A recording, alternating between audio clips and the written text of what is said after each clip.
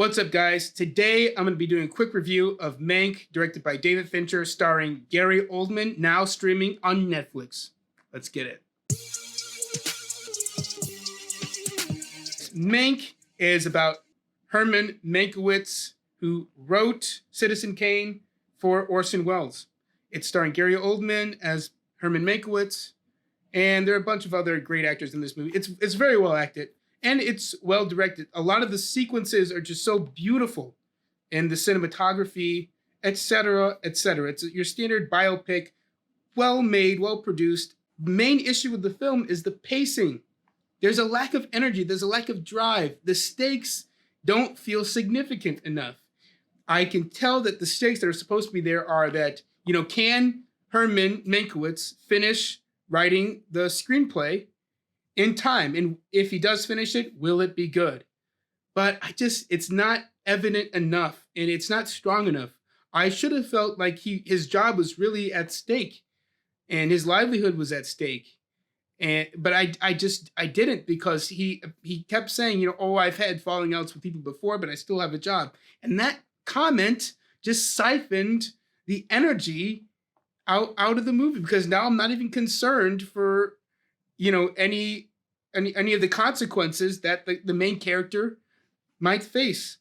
Okay, and the titular character also has a problem with alcoholism, and they do play this one up. I will give them that. There is a scene near the end that actually is a really cool scene where he crashes a dinner party and he is completely intoxicated, and Gary Oldman completely nails the execution of that scene. I think everyone does a great job in that scene. It's a great scene. It's just, overall, I'm not thinking of individual scenes here. I'm thinking of the movie as a whole. It has a lack of energy, a lack of drive. So I can't recommend this movie for everyone. I can only recommend this movie to people who love David Fincher, want to give this project a try, and people who love Gary Oldman.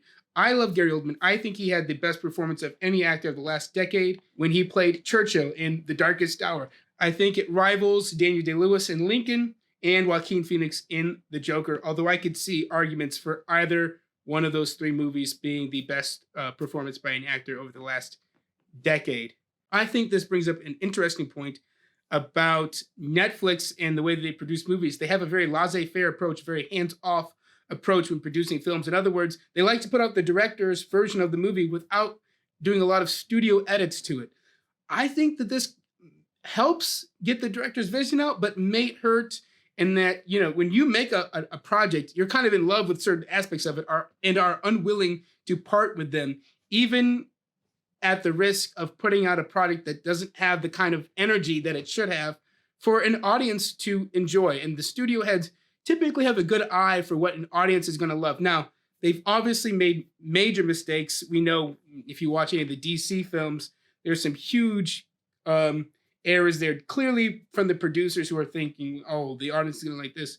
And a lot of times they're very wrong about the DC universe. Is notorious for being wrong about those kinds of things. But here, I think it shows that David Fincher could have used some help from some studio heads saying, cut this, cut that, put this back in, just to help him out with pacing his film. Guys, thank you for watching. Let me know if you like the movie and if you think I might be a little biased or off on some of my opinions there. All right, thank you, guys.